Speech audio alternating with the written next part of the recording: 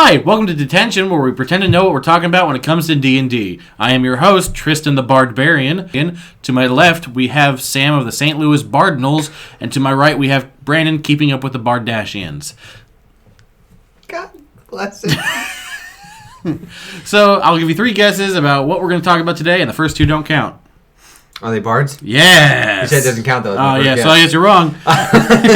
So, yeah, we're talking about good old bards today. Good little mixture of random little doodads, and, well, because quite frankly, they are jack of all trades. This is the one of the staple classes of D&D and what you think of when you think of fantasy. Yes. Also, almost everyone who's played D&D for a long time has a story about how a bard has done things. The bard seduces. Yes, NPC that is the most. I didn't want to say that. Right, when you see a lot of the memes and the jokes and stuff that come with D&D, most of the time it's about a bard seducing someone.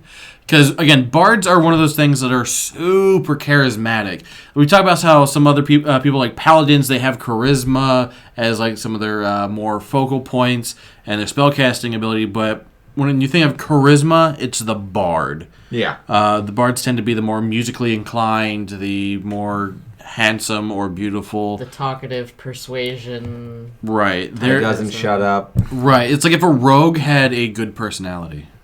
I mean, that's Shots fired. oof, so true. But yeah, how could you say something so true yet so controversial? So why don't we start off this measure by talking about, again, what we do for every one of these classes that we talk about. We make a level 5 character. Sam, tell us about our level 5 character we're going to be making today. Alrighty, so for our bard, I've chosen a Aasimar. Aasimar. Because they get a +2 to charisma. So that would be It's good to helpful. be beautiful. extra nice. And our Aasimar's name is Phil. Just Phil. Hello, I am Phil, the I Aasimar. am Phil, the ASMR. I play good music, yes? So for bards, your hit dice is a 1d8 per bard level, which is not too bad. And at first level, it's 8 plus your Constitution modifier, and then at higher levels, it's 1d8 plus your Constitution modifier for everything after that. So, you're not too bad with your hit points there, starting off better than rogues. Your proficiencies, you get light armor, simple weapons, crossbows, long swords, rapiers, short swords. For tools, you get 3 musical instruments of your choice. That is proficient in 3 music. That you're proficient with. You don't just start off with 3 instruments. I mean, you can. Most DMs will let you start out with the instruments.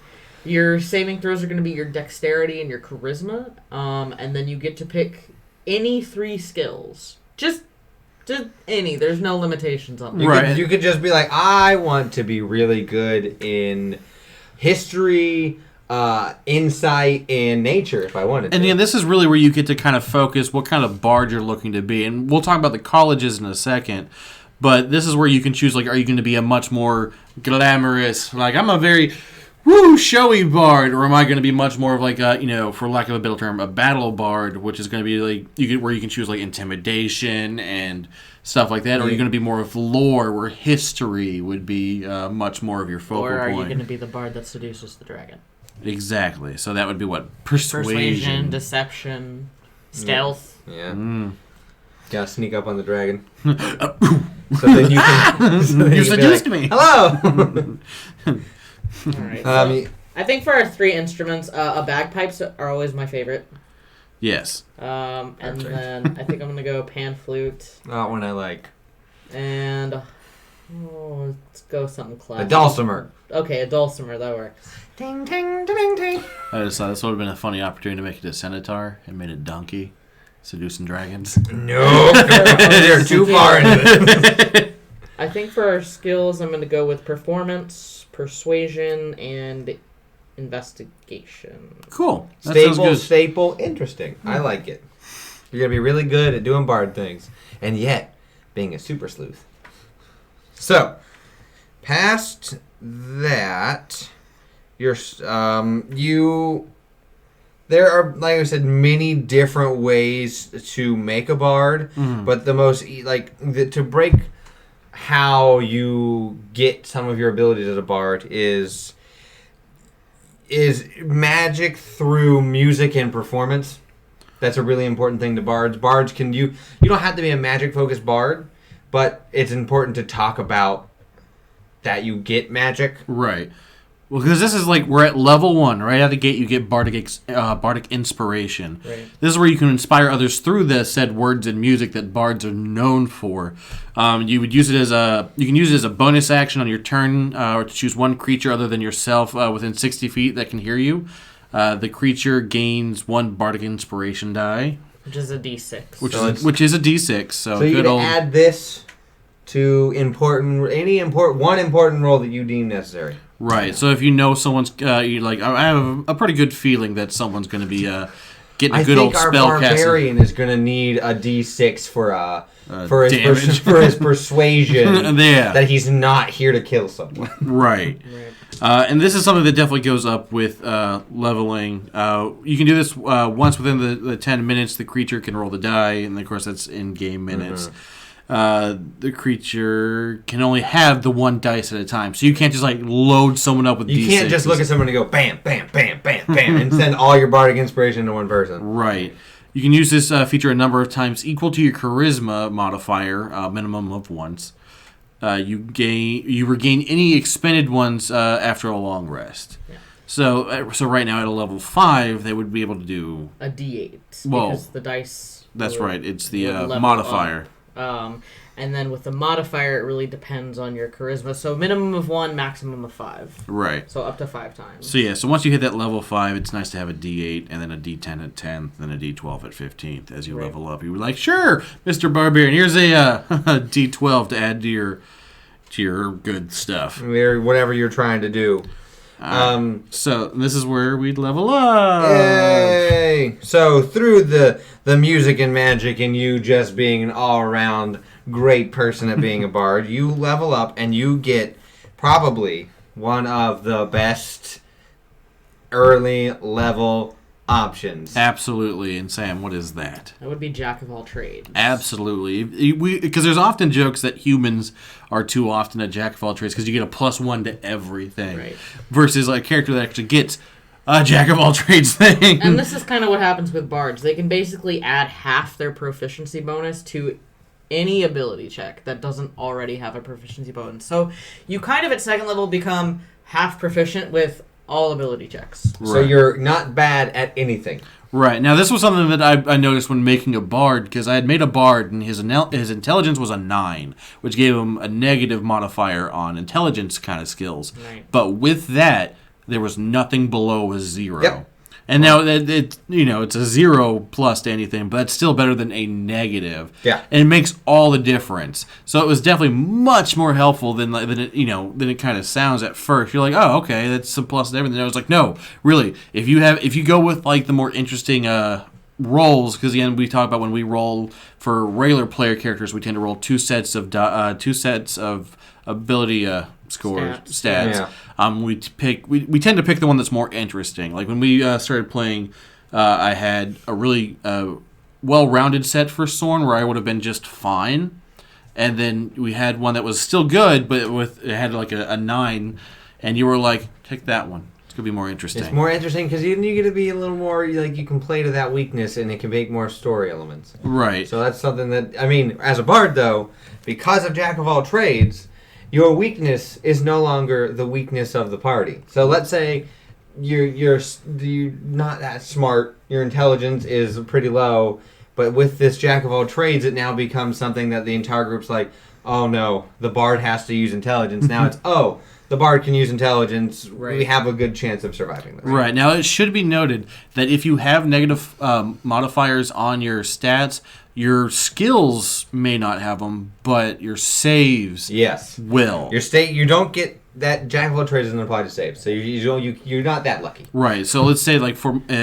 example, if my character who has the -1 on his intelligence, if they go, okay, do an intelligence check, or do intelligence save, I still take that -1 modifier. It doesn't affect that per se, and that is something to keep in mind. Right. So also at second level, you get what's called Song of Rest, and this deals with hit dice. So anytime that you're doing like a short rest, you can kind of use your musical and magical abilities to sort of soothe any wounded allies, and they can start regaining hit points. by spending hit dice, and they gain an extra 1d6 hit points. So it's, if you're one of those parties that takes a lot of short rests and you use your hit die a lot, this is, something nice to have. It just basically gives you extra health points, yeah. And those extra hit points increase depending on your level as well. Right. That ability is really good if you do that, especially with like classes that when they get hit and they don't have a lot of health, they need the health back. That can tip a wizard over the edge from being like one hit and I'm gone to okay, I can take 2 to 3, which can change the outcome of a battle dramatically. Right. So that's what happens at level 2. Level 3 is where 2 things happen. One, there is the Bardic Colleges, which we'll go over in a second, but you also get expertise. This is at 3rd level. You get to choose 2 of your skill proficiencies, and your proficiency bonus is doubled to any ability check that you make that uses either of those proficiencies. So if you make it something like performance, that one that's already pretty good, because your charisma should be good, is now doubled. And I believe the only other class that gets expertise is Rogue. I think correct? you're right. I don't think that there's another class that does. Yep. Bards, even though they can be sing-songy, they can be dancey, they can be like comedic. How you play a bard, everyone thinks you have to be music for a bard, but you don't have to be. You can be whatever artistic inspiration comes through you can be. But through this, bards go, hey, I like that. It's mine now. Hey, wizard, I like those spells. I'm going to take some of those. Mm-hmm. Yeah. Hey, rogue, I want that too. All right, this is mine now. What are you going to do? I talked you into it. We're out of here. Yeah, when they say that you have like the jack of all trades feature, that's because the bard really is a jack of all trades. If you're missing a rogue from your party, you can make a more roguish bard. If you're missing a spellcaster, you can make a spell-heavy bard. Missing a fighter, you can be a fighter light. Yeah, you can be a light fighter as a bard. So it kind of helps to fit the mold of what might possibly be missing. Right, and like you've said, it doesn't mean you have to be like I'm a bard, I play a lute and run around. You could have it so that maybe you're just really good with words. Like you speak, in rhymes, or you're just like, my words, like I'm a public speaker, I'm a motivational speaker bard. Or maybe you're a bard that works through interpretive dance. You love those ribbons. You're just like, and everyone's like, oh my god, I feel inspired. The ribbon reminded me of my mother. You can't run a dry erase board, draw something up. Look, inspired by my cat picture. It would be really cool if we had a bard that was just like sock puppeting the whole time. That would be amazing. He didn't actually talk himself, but just he wasn't the bard. The sock puppet was the ventriloquist. Yes, it's like a cursed mark underneath of a. I would love that. So that's Phil's ability. So as far as expertise is go. So for expertise, we can pick from those 3 that we had decided to use earlier. So that's investigation, performance, persuasion. If Phil's going to be talking through a sock puppet, I'm going to pick performance. Yes, and probably persuasion. So people are going to be like, a sock puppet's talking to me, and they're persuading them. They're going to be like, this sock puppet's a living, breathing thing. I should believe it. This sock puppet is making some really good points here. Excuse me, but the sock puppet is like a noble, and you should treat him with a little more respect. He comes from a long linen of socks. Along lineage. All right. Back to the real things. I'm not the bard. Yeah, you sure hit that. Let's just hit the ground running here. So after we've picked our expertise, we can now get into where we went to college. And not the fun college you're probably thinking of. No, bards seek each other out to swap songs and stories, boast of their accomplishments, and they also share their knowledge. Bards form loose associations with what they call as colleges, or they're to facilitate their gatherings and preserve their traditions. They're cliques. Right. Bards make cliques, and there are 5 main cliques. You can be a part of any one of these cliques. Yeah, I mean, it's probably the best way to put it, especially because, it's depending on how your backstory is, how your DM is, that's just a general rule how D&D says how bards are. It's like, they talk to each other and they kind of form cliques. You very well could have it so that there's a college that bards go to. Or you can have it where he's like, I'm from a bard town, and we were the goth bards. We didn't like other bards. So that would be the College of Whispers. Yes. But we'll start with, right off the bat, with a College of Glamour. The College of Glamour. Right. Now, the College of Glamour is the home of bards who master their craft into the vibrant realm of the Feywild, or under the tutelage of someone who dwelled there. So, like fairies and some elves and mythical like unicorns and stuff. That's like the Feywild. Also werewolves technically, but I learned from a werewolf. This kind of college is regarded with both awe and fear because it just depends on what you do.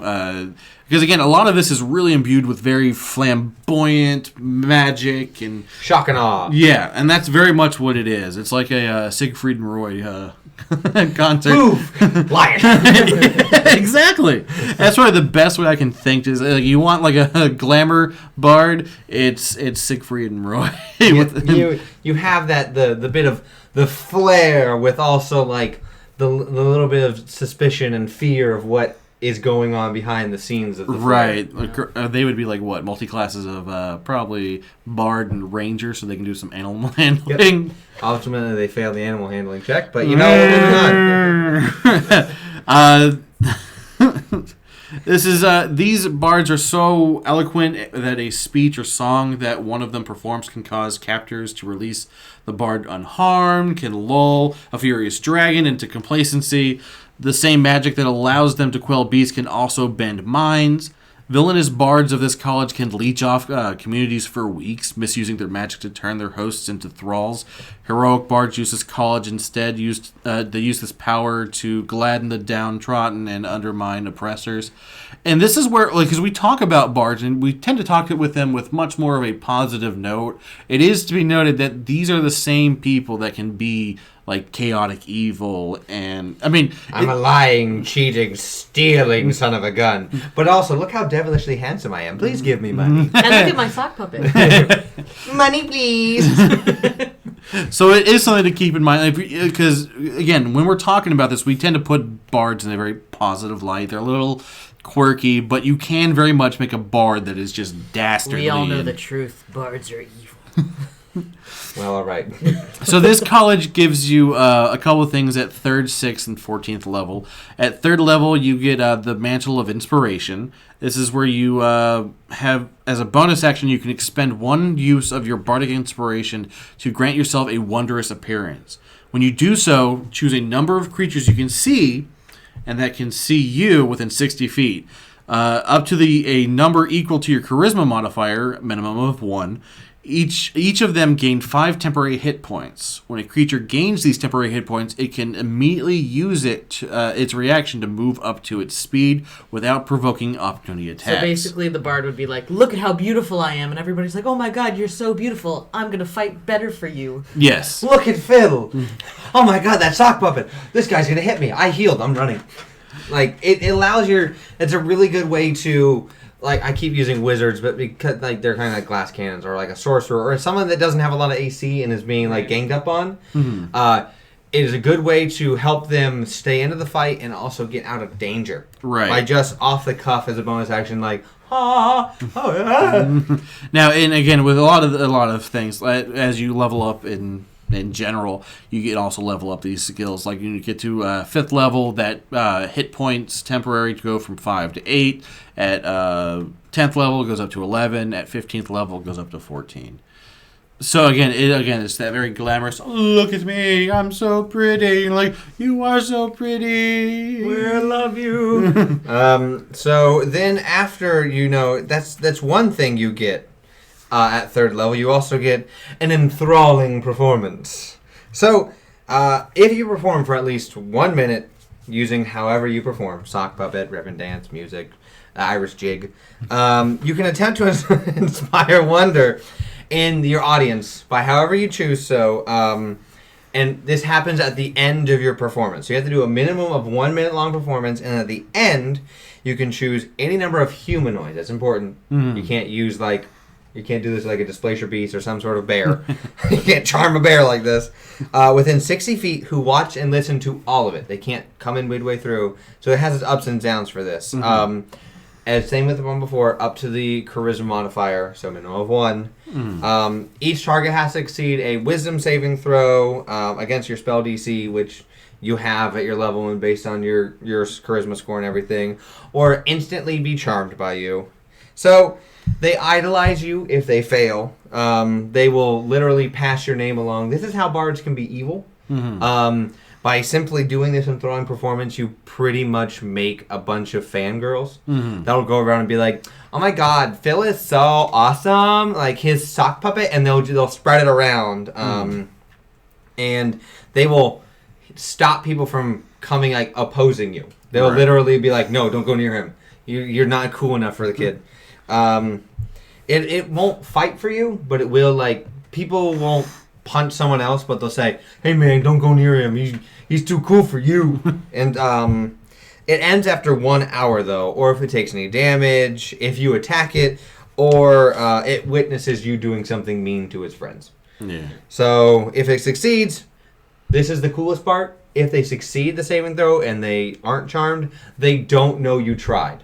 Some spells. That's a good point. Some I forgot spells about that. let people know that you charmed them. Like the spell Friends, which pretty much this is, lets them know that you charmed them with the spell Friends. Right, and we've seen those kind of consequences when during our campaign, you, Sam, have used it to charm people that weren't necessarily hostile towards the group, but more towards... Yeah, but they weren't happy that I charmed them. No, they know they were charmed. So this doesn't let people know that you tried. And when it wears off, they don't know that you did it. And so that's definitely fantastic. Now, to continue on with what you said, like this is where you can have it so that a bard can definitely use it for evil. The thing that you get at level 6 is definitely one of those things. So at level 6, you get the Mantle of Majesty. So this is where you gain the ability to cloak yourself in Fey magic. And you cloak yourself, and it's so beautiful. People want to serve you. As a bonus action, you can cast Command. It's a bonus action. Without expending a spell slot, and you take on the appearance of an unearthly beauty for 1 minute, or until your concentration ends. So it is a concentration spell. It should be worth mentioning that you can cast Command as a bonus action on each of your turns while you're doing this. So for each of your turns for 1 minute, you can just keep casting Command. It's kind of nice. And right. This compounds because if you've already charmed a creature, it automatically fails its save when you command it. Yeah. So if you already have the enthralling performance up and you use it, and then you go, all right, Mantle of Majesty. Everyone who failed that check is now, you can command them to do whatever you want. You can make an angry mob. Give me your money. Like literally, you can have them just do as a horde.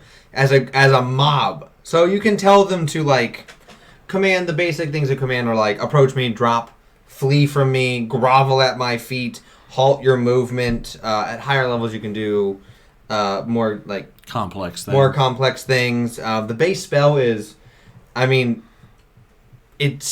works on one person as the base spell, and this works on anyone. Yeah. So it is very good.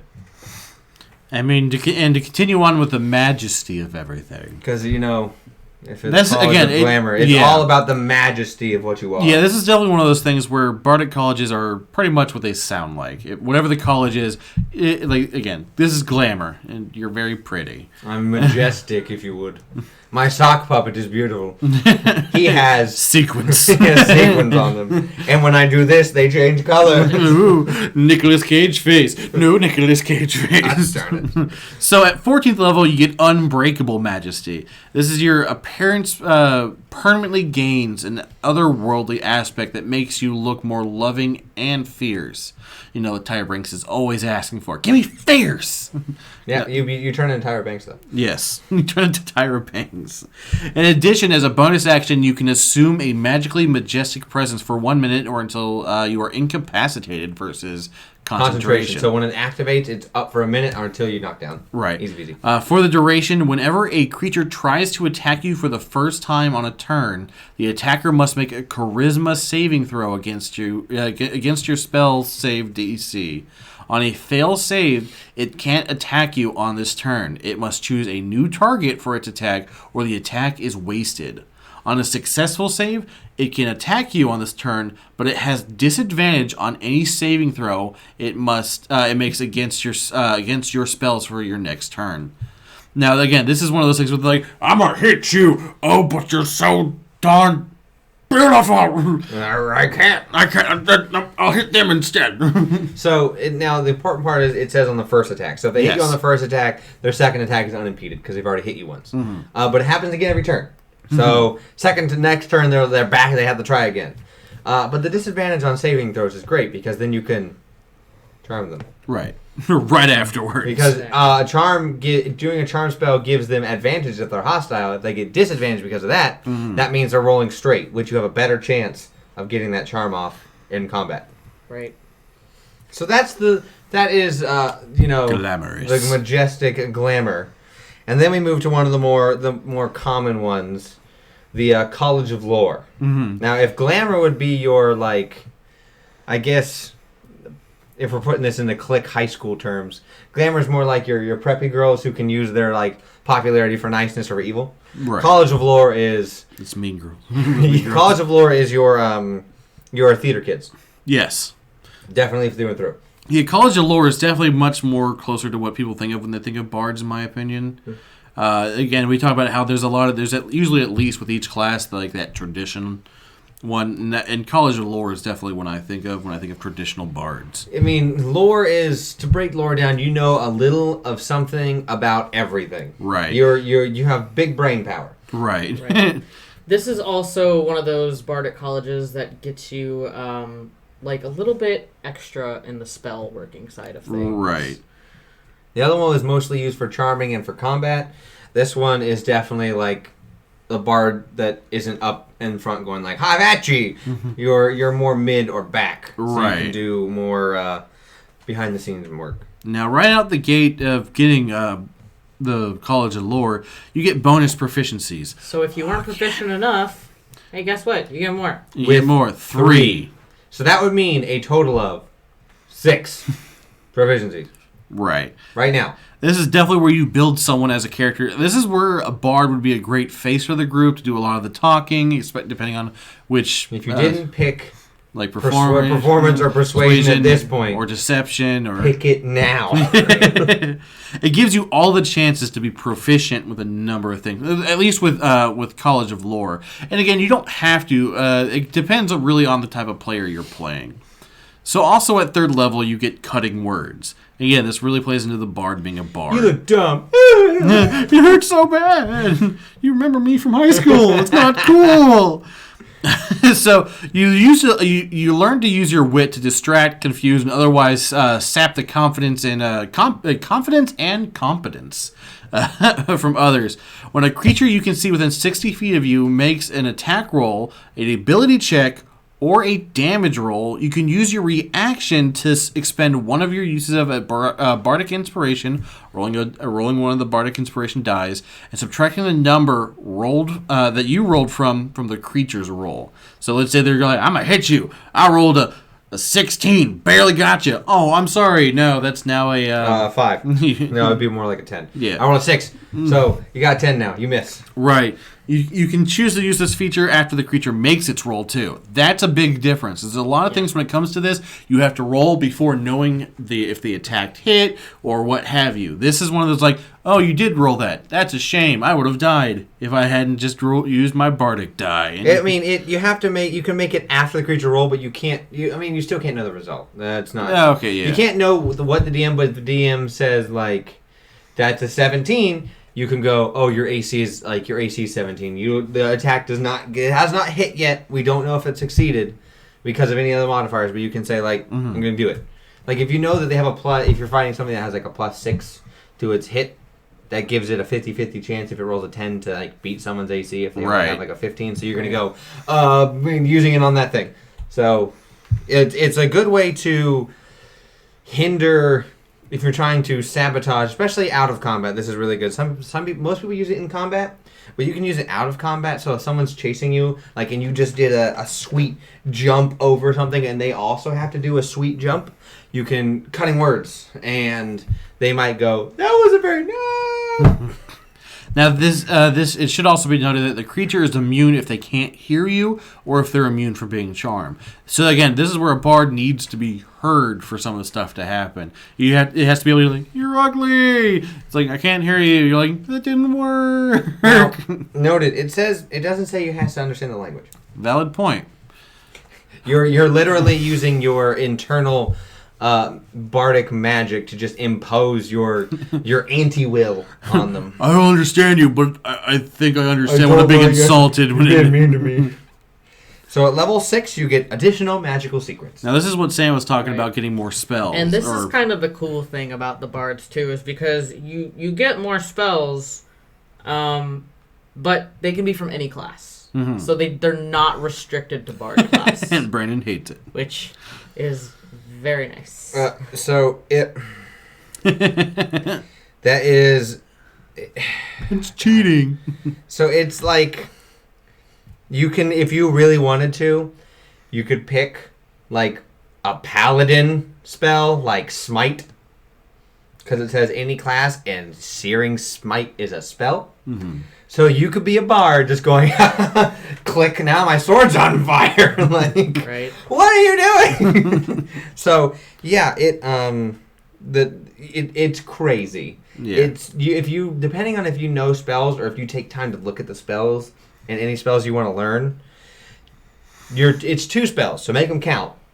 But that's still 2 of anything that you can learn at that level, which is phenomenal. Yeah, and they count as bard spells for you, but they don't count against the number of spells you know. You just get 2 free spells. 2 freebies. It's kind of nice. That are always rip-ran ready to go. Yes. So then, level 14, your final, is the Peerless Skill. Whenever you make an ability check, you can use one of your mini bardic inspirations at that point to roll the die and add that to your ability check. You can do so after you roll the ability check, but before the DM tells you the outcome. So this just lets you like constantly add, in your inspiration to your own ability check, because you can't. That's something we didn't. You can't bardic inspiration yourself.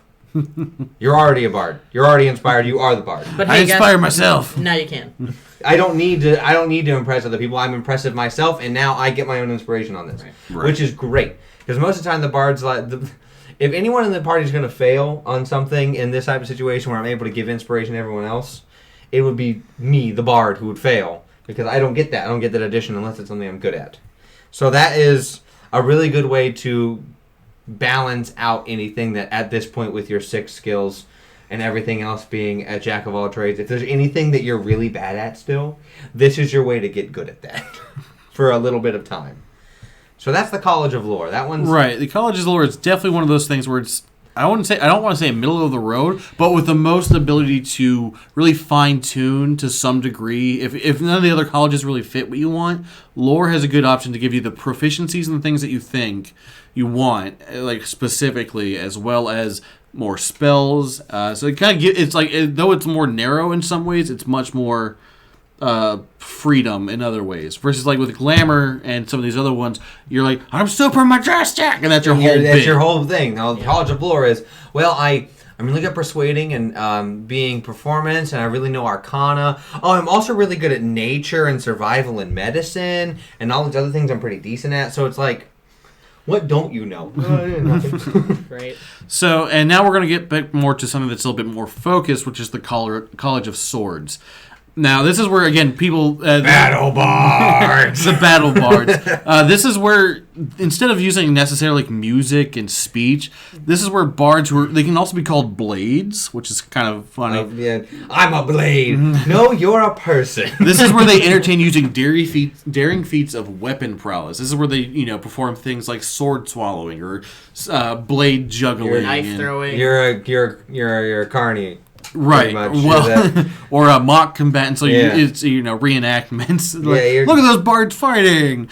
And this is where, like, when we talked about monks, where I joked about the people that were, was it the way of the Kenzai, where it's like, oh, it's like those like moments where they do the mock things. And do all no, this is you. This is your whole way. This is exactly what it is.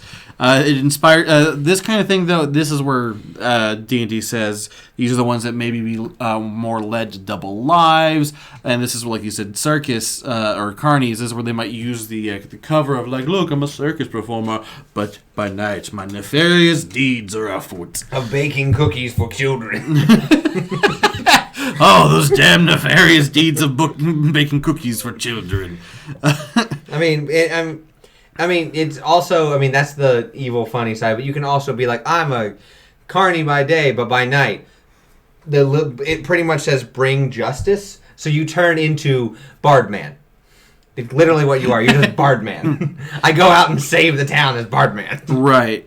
This is where the bards that take this, if they abandon their lives as entertainers, they often run into trouble. This makes it hard for them to maintain secret activities. Yeah. A blade caught stealing or engaging in vigilante justice is just too great of a liability for most troops because they are proficient in things like, like weapons and magic. Because again, it gives them a little bit of that jack of all trades. These blades, it's so weird to think of a bard as a blade. I'm a blade. They either take up work as enforcers for a thieves guild or strike out against their own adventurers. I can't entertain. This is all your fault. See, what I think is funny about this with the bardic inspiration, you can do music. It's a bard. You can do whatever you want. But I imagine these as like, are you ready to be inspired, my friends? Like throwing daggers around. Everyone's like, ooh, those chainsaws? Those aren't real in our world. We can fight the dragon now. So, as a blade, at 3rd level, you get bonus proficiencies with medium armor and a scimitar. Which is, the scimitar is kind of very specific, but the medium armor is important. Right. Yes. Because now, like I said, you're now a battle bard. You're now able to go in there and be like, hit right, hit right. And if you're proficient with a simple or martial melee weapon, you can use that as a spellcasting focus. So like there's rapier. So like your scimitar that you're now proficient with can now turn into your spellcasting focus. So you can just be like, and it's like it kind of reminds me briefly of a ruby. Yeah, your sword turns into a magic gun. I now shoot lightning. What? Bap! So also at 3rd level, you get to pick a fighting style, which is the other ones didn't so far. Right. This is the only one that I've seen so far that, or the only one that I really know of. It gets like this is if you want to be a fighter, but you also want to be a bard. Pretty bard. This is where you do it. Right. So this is where you can do dueling or two weapon fighting. Now this isn't the same as some other ones like fighter and some of the other ones where that you have like a list. 5. Yeah. This is the only the 2, and of course, just as real quick, dueling is when you are wielding a melee weapon in one hand and no other weapon. You get a +2 to your damage because you're essentially dueling. Whee!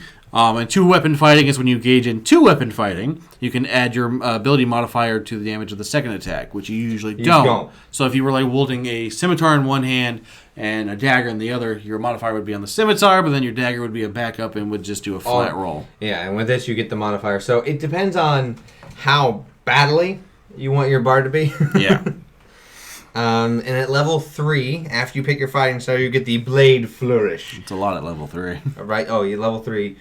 Yeah, think about it though. You've departed from being like to be like so you pretty much through all your training and all your work you become very impressive with your prowess and your ability and speed as a fighter. When you take the attack action, your walking speed increases by 10 automatically until the end of your turn, and if a weapon attack that you make as part of this action hits a creature, you can use one of these options. So you only get 1 per turn, but you have these 3 at your disposal at any time. It's not like you only can pick 1. You get defensive flourish. You flourish. These all use your bardic inspiration. I'm not going to read that. I'm not going to let that know every time. So you use your bardic inspiration every time you do this. So defenses is you cause the weapon to deal extra damage to the target you hit. The damage is equal to the number on the bardic inspiration die. So you roll this and you add it to the damage. You can also add the number rolled to your AC. So you deal more damage, and in turn, you get more AC. So let's say your AC is, with being dexterous and with medium armor, you got a nice 16. And I rolled a 6. So I deal extra 6, and now my AC is 22. No one can hit me. Then you also get Slashing Flourish.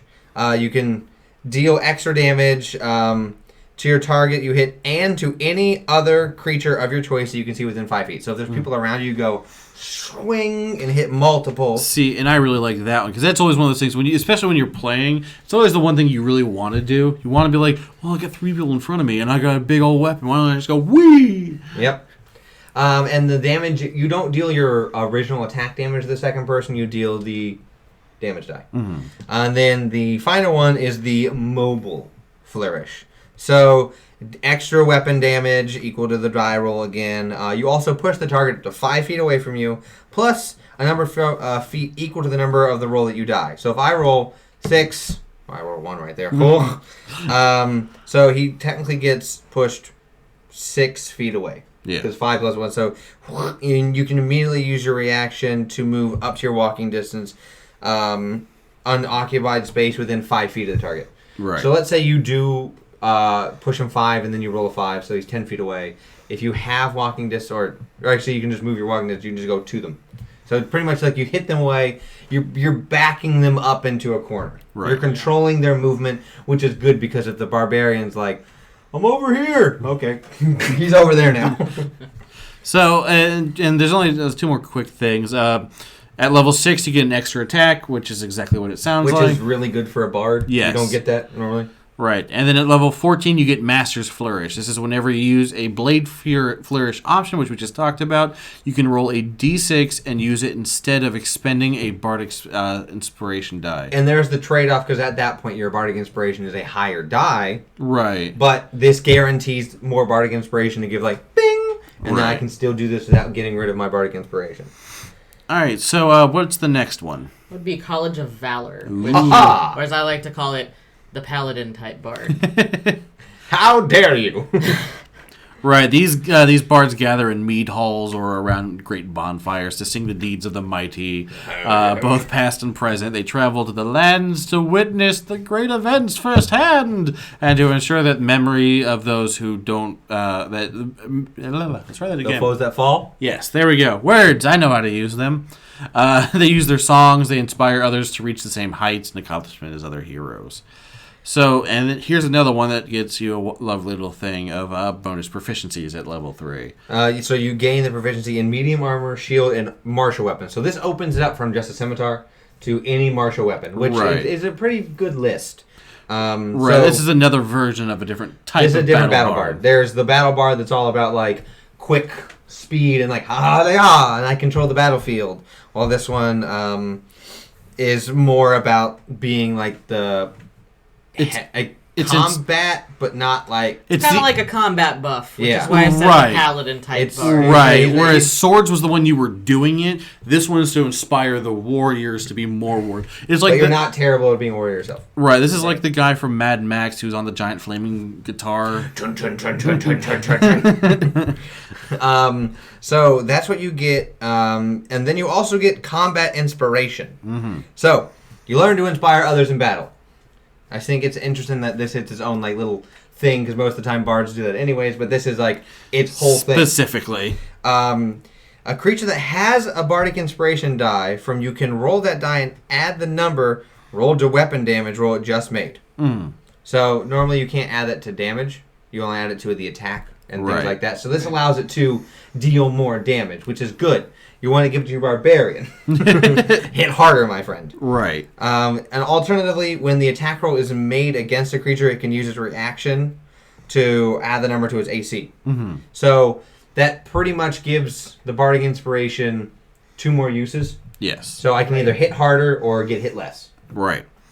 So if the big ogre's coming up to you and you're like, I don't want to die like this, you just go, no! So at level 6, you get an extra attack. It's the other one that gets it. Right. And at level 14, you get battle magic. This is where you have mastered the art of weaving spellcasting and weapon use into a single harmonious act.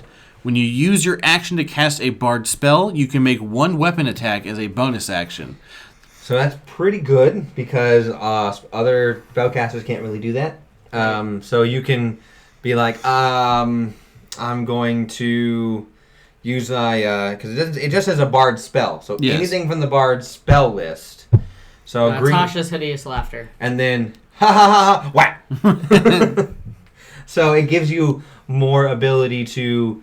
If College of Sword is more about using actually fighting and the magic and the being a bard is taking us backseat to that, this one is a better mesh of using your magic and weapons. Right. So we're gonna move on to the last one, and this is where we're gonna kind of depart from. This is my favorite. Yeah, really? It does You couldn't tell. Really? Because anything that's just slightly like the dark, gritty. All right. Well, then, what is this college? So this is the College of Whispers. This is more, I would say, about mental attacks than I think anything else. So at 3rd level with College of Whispers, you get Psychic Blades, and you basically can. You gain the ability to make your weapon attacks magically toxic to a creature's mind, which is just really cool in my opinion. When you hit with a weapon attack, you can use one of your Bardic Inspiration to deal an extra 2d6 psychic damage to the target. You can do that once per round, and that damage increases at different levels. Which is great. Psychic damage is, depending on what you're fighting, psychic damage isn't really like an immunity or resistance to a lot of things. Right. Almost everyone's brain is open to attack. Right. This is the beginning where you'll start to see that many bards hate the College of Whispers, or the people that join it. This is why people hate the goth kids. They view it as a college of it develops parasites and they liars, cheats, and stealers. Yeah, they use fear. My type of people. Yes, this is the college that Sam actually went to. Right. Where's your degree then? I didn't finish. It's a true College of Whispers. That's how you graduate. You drop out. You just leave. No one actually graduates. So yeah. So after. So I'm sorry. You want to continue? I mean, it's your continuing on. At 3rd level, you also get Words of Terror. And in this, you can sort of take innocent sounding words and sort of like infuse them with a little bit of insidious magic. Jelly so donut. if you speak alone to a humanoid, it's specific about that, for at least 1 minute, you can sort of see if you can weave some paranoia into their mind. They have to succeed on a wisdom saving throw following the conversation against your spell save DC, or they're frightened of you or another creature of your choice. That's important because it's not just, you can't just make them afraid of you. You can be like, hey, this Tristan guy, I just don't trust him. And then he's suddenly afraid of Tristan. Right. Again, like you said, it's make them paranoid. That coffee shop has jelly donuts, but they're really bad. Right. And it's definitely one of those things where depending on how you say things and whatnot, it's definitely going to be, it could be seemingly so innocent. You're like, man, I was just going to go to that restaurant, but I just got this bad feeling. It's kind of like Final Destination in some degree, where it's like, we shouldn't get on that plane. I really don't feel like I should. I heard someone say they didn't want to get on the plane. I don't know what I don't want to go on the plane either. Fulfilling prophecy. And yes. This one is like the College of Glamour's mantle, where they don't know that you attempted to charm them or frighten them in this. Right. So that's really good because a lot of things are like, if you can try and intimidate, people are going to know, like, I'm going to bash your skull unless you tell me. They're not going to be like, weird, I feel like I should talk to you, but I don't know why. Like, no, they're going to be like, that man just threatened my life. Yeah, and once again, just sort of like the College of Glamour, this is good for up to an hour, unless the creature is attacked or sees you being unfriendly to its friends.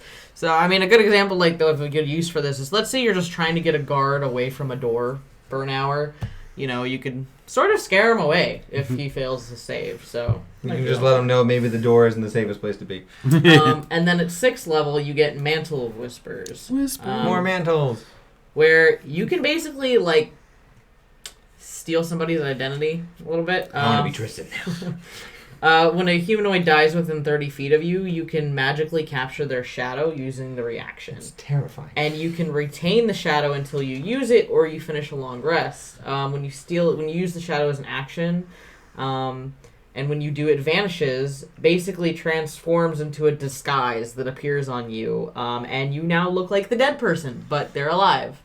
So you kind of like Peter Pan it? I was gonna say shadow. I was gonna say there's something odd, like it feels almost like an '80s, '90s early animated movie. Right. Like you something You like took their shadow. like something like you're going through your parents' old VHSs. And you're like, all right, I watched this as a kid. You watch it now. You're like, how am I not more messed up? Now the best part about this though, so it lasts for an hour, but while you're in the disguise, you can gain access to all information that person would have like freely shared with a casual. So, like, if I were to just kill Tristan, and I take a shadow and I put it on and go, That's a hey, fat shadow. what's our bank account information? Oh, sure, here you are. And so it would work.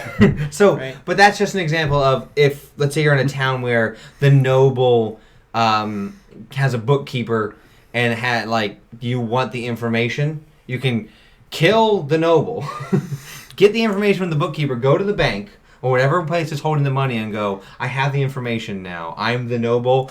Here's this. Right. I am proof of me. Give me all of my money now. Right. So somebody can see through this disguise pending a insight check, but you get a +5 bonus to your deception check to counter. Right. So you may luck out. I mean, well, you probably will luck out, especially if since it's based off your charisma. Right. If you As put a bard, deception into everything your should be thing. in charisma.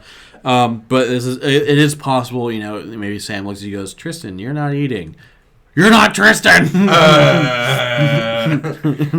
So that's what you get at level 6. Right. We're not even in D&D, we're not even halfway through like leveling up. Right. So at 6th level, you have access to do some crazy things. Right. And it only gets more crazy at level 14. Hit us with it. Right, so 14 you get Shadow Lore, which is the ability to weave dark magic into your words and just tap into a creature's deepest fear.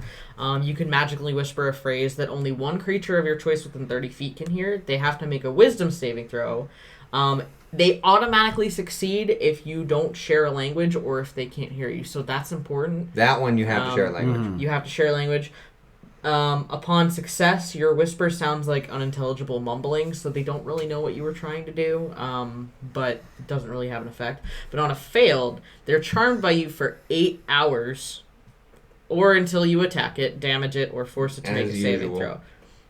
It interprets the whispers as a description of its most mortifying secret. You don't actually gain knowledge of this secret, but the target is like, oh my god, you know my worst You're secret. blackmailing me. So they obey your commands for fear that you will reveal their secrets. It's not going to risk its life. It's not going to die for you unless it was already inclined to do so. But it'll grant you favors and gifts. And when the effect ends, they don't know why they were so afraid of you. They're just like, man, that was really weird. I'm afraid of you, but I don't know why. I shouldn't be afraid of you. Yeah. So that's a good way to... Like I say, let's say you don't want to kill the wealthy noble. You just want to, get his money. You do that, and the wealthy noble's like, "Oh my God, you know that I killed my first wife," out loud, and you're like, "Oh, I now know that."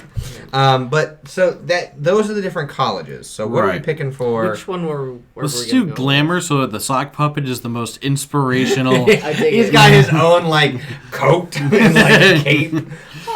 So if you guys want to go over some of the regular high-level stuff that you get as a bard... now that was only level 3, so we'll start moving our way up. Yeah. At level 5, you get the Font of Inspiration. At level 4, you get an ability score improvement. Yeah. You get those at 4, 8, 12, 16, and 19. So that's quite a significant amount of number. At 5, you get the Font of Inspiration, where you can regain all of your expended uses of Bardic Inspiration after a short rest and a long rest, where it used to be just a long rest. So it used to be 8 hours, now it can be 4. Right. At 6th level, you get Counter Charm. Oh, Counter Charm. You love anything that counters. I do. I love counter stuff because it just throws wrenches in everyone's plan. Either whether if you're a DM throwing a wrench in the party plan, or the party throwing a wrench in the DM plan. So Counter Charm gives you the ability to use your words of power or your music to disrupt mind influencing effects. So as an action, you can start performance that lasts until the end of your next turn. During that time, you and any friendly creature within 30 feet had advantage on saving throws, being frightened and charmed. A creature must be able to hear you because it's about your words or your music. Even if you're interpretive dancing, you still have to audibly say something. Right. It ends early if you're incapacitated or silenced, or if you end it for free. It's no action to end it. So if you just want to end it, you can then continue doing whatever you want to do in combat. Level 10, you get expertise, so you get 2 more of your skill proficiencies to double. Yeah, so that was level 3 expertise and level 10 expertise. Right. Let's put that in the note. By 10th level, you also get magical secrets, where you've plundered magical knowledge from a wide spectrum of disciplines. You can choose 2 spells from any class, including Bard. The spells count as Bard spells for you and include the number of known spells column of the Bard table. So you also gain 2 more spells from at 14th and 18th level with this. But if you choose College of Lore, that would be 2 from Lore, 2 at 10, 2 at 14, 2 at 18. Yeah, so you get an additional 8. It's like, that's insane. 8 spells that you're not normally supposed to learn, you just know. And at 18th level, you're able to cast level 9 spells. So you have level 9. So you could do Counterspell at level 9. Let's see. And, I mean, that's 14. That's your next 3 big things is magical secrets. Magical secrets. So, again, 14, 18. And then at 20th level, you get superior inspiration. This is where you can roll initiative and have no uses of your bardic inspiration left. You regain 1. This is like with the monk one, where at the end you got what? You get 4 key points at the start of combat. A bard, because key points are a little more used for yourself. Bard, that you only get 1 because of bardic inspiration, especially depending on your individual college, can do some wild, crazy things. So you just need 1. So at level 20, even if you have no uses of it left, you regain 1. Being in combat at that point instills you to inspire others. Right. So those are all the stuff, just about everything you could possibly do as a bard, as far as creating wise. So we're gonna go back to, Phil. Making our character. So we got, what are we doing? What's our stats look like? You're picking spells. Yeah, I just finished. So there's spells in there. Yeah. Again, we'll go over spells at some point. We don't need to go over Phil's spells right now. Most classes get. I mean, there's some spells that are ubiquitous against classes, but some classes get spells that are only for them. That's why the bard getting spells from any class is really insane. Nice. Right. So for our stats, we've got a 13 in strength, 15 in dex, 14 in constitution, 12 in intelligence, a 7 in wisdom, and a 17 in charisma. I mean, we're not very wise. We use a sock puppet. Right. But that's okay. He's correct. We are very charismatic. All right, so we're going to do equipment real quick. Or background, sorry. Yeah, I'm thinking let's make him a charlatan. He's a faker because he's using a sock puppet. Lord Sockington. Yeah. Lord Sockington of the Silk Empire. Right. So we got charlatan. So let's see. Pull out the D8 so we can start doing some of the characteristics. Now with the charlatan, it gives you additional proficiencies in deception and sleight of hand, as well as proficiencies with the disguise and the forgery kit. So hey, more proficiencies. Yep. As if you needed more. So D8. All right. So personality 7. I keep multiple holy symbols on me and invoke whatever deity might come in use at any moment. That sounds good to me. Lord Sockington Alright, roll it one more time. Is very ubiquitous, an 8. I pocket anything I see that might have some value. Lord Sockington has a kleptomaniac. That's how he got all the holy symbols. Yes. He just stole them all. I'm not gonna roll for this one. There's 2 on the ideals that are chaotic, and I think we should just pick between those 2. Independence, I'm a free spirit. No one tells me what to do. And creativity, I never run the same con twice. Creativity. It's a good con. God bless it. It's a good con. It's a good con. All right, but if you want to roll for bonds, go ahead. 3. Somewhere out there, I have a child who doesn't know me. I'm making the world better for him or her. He's half sock. Oh no. My half lineage. Sock confirmed. Homebrew race. Half sock. And roll one more time. I'm convinced that no one could ever fool me the way that I fool others. I mean, that sounds like a bard. That's pretty strong because you fool people with a sock puppet. Yeah. So if someone were to fool you with a sock puppet. Oh my god, my one weakness. A sock puppet. A sock puppet. Alright, so equipment, we have either choose between a rapier, a longsword, or some other simple weapons. I personally am a big fan of the longsword because they're versatile. That's what I was going to say, longsword. Yeah. Okay. We got a diplomat's pack and an entertainer's Diplomat's pack, because Lord Sockington needs diplomatic favors. He needs some perfume and sealing wax. A lute or any other musical instrument. What's something you could play one-handed? A horn? horn or a just pick up drum. Pan flute? Yeah, pan flute. Yeah, I already pan picked flute. him. Did we already pick pan flute? Well, that was proficiency. Oh, Yeah. oh so God. now he can be We proficient. also get a leather armor and a dagger, and then from our charlatan starting equipment, we get a set of fine clothes. Because how else are we going For to the convince puppet. people that are for the puppet. A disguise kit, and then we get a choice of 10 stoppered bottles filled with colored liquid, a set of weighted dice, a deck of marked cards, or a signet ring of an imaginary duke. Let's do that The one. signet ring. It's just it's on Sockington's fake hand. It's just his armband. And then we also get a pouch with 15 gold. Yay! As if you need, you're gonna make tons of gold as a bard.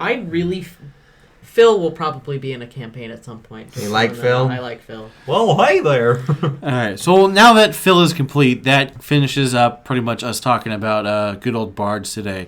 And as we've often talked about with a lot of these classes, everyone tends to think of something specific when it comes to a class in their head due to stereotypes and traditions. I mean, we just made a bard that uses a sock puppet as performance. Right, but this definitely goes to show that bards can be anything from very pretty, very glamorous glamour, to the more traditional with lore, to the more battle bards with both valor and swords, depending on which style of battle bard you're looking for. Behind the scenes. Right, versus being up front, as well as you have Whispers, who's much more of kind of like the dark, I almost say roguey kind. No, that's the bard rogue. Yeah, that's the bard rogue. So there's definitely a lot of things that you can do with a bard. They're not just the ones that run around with the loot. They can be very much the ones that use words, dance, jokes, what have you. So those are bards. I enjoy bards. I mean, they're not really my playstyle because I personally have a hard time using spells. You'll learn. You're still learning spells. Right, but I do have things planned to at least play with bards, or to at least have multi-classes with bards to add a little bit more of. When we talk about adding flavor that spice to a characters, bards have probably some of the most opportunity, in my opinion. Or some more outrageous things that are going to be normal for that kind of character. For roleplay wise, a warlock, the patron can be really good at roleplay, so the patron and the DM can kind of motivate the warlock. The bard, on the other hand, motivates themselves and roleplays to a level that they control. Right. You can't control the patron, but you can definitely control the words that come out. Right. This is definitely where you see a lot of people who are coming from a theater background. The first thing they grab is a bard. Hi, I'm a bard. I shall inspire my friends and make fun of those I don't like for having smelly feet. Yeah. And it's like, oh no. Exactly. You're going to be a barbarian, just so you be quiet. So yeah, bards. They do all kinds of things rather than just play music. And I think that's one of those points that I really wanted to get across when it came to bards, because a lot of the D10tion episodes we've talked about, we've really been pushing that they're not just what people think, and bards especially. So we hope this episode inspired you. Oh no. To maybe think about playing a bard next time. Yeah. So that's about it, and we will see you guys next time on D10tion. D10tion dismissed.